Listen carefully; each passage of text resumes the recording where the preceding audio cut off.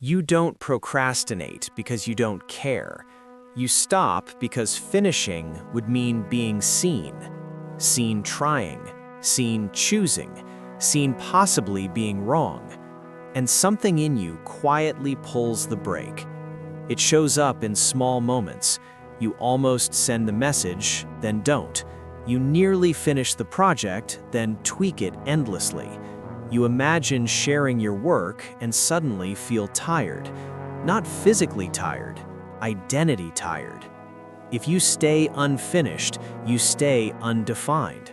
No one can judge what doesn't fully exist. So your mind tells a simpler story. I'm just lazy. But notice the pattern. You're not avoiding effort, you're avoiding exposure. This affects how you see yourself. You feel capable, but stuck, ambitious, but inconsistent.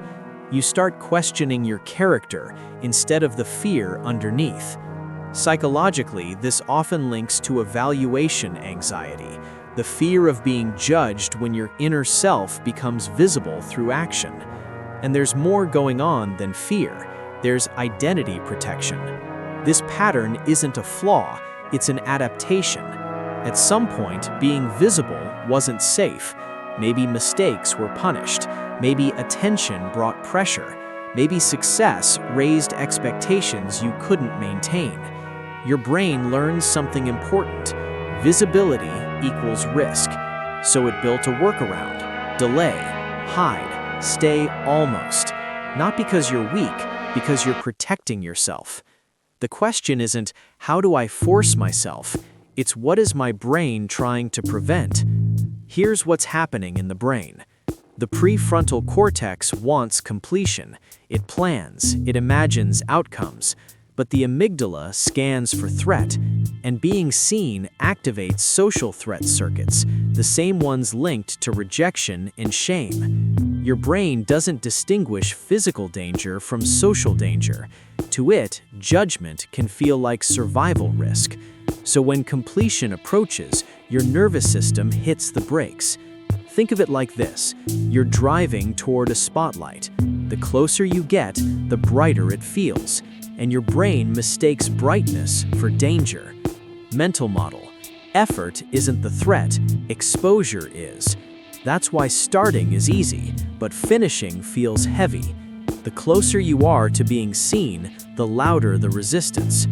Not fixes, recalibrations. Step 1. Separate effort from exposure. What to do? Name when resistance appears. Why it works? Awareness reduces amygdala reactivity. Example, you notice anxiety spikes only when sharing is involved, not during work itself. Step 2. Make visibility partial. What to do? Share unfinished versions on purpose. Why it works? Gradual exposure retrains threat circuits. Example, you send a rough idea instead of a polished result. Step 3. Anchor identity to process, not outcome. What to do? Define yourself by showing up, not reception. Why it works? Reduces ego threat tied to external judgment. Example, I'm someone who publishes, not I'm someone who's impressive.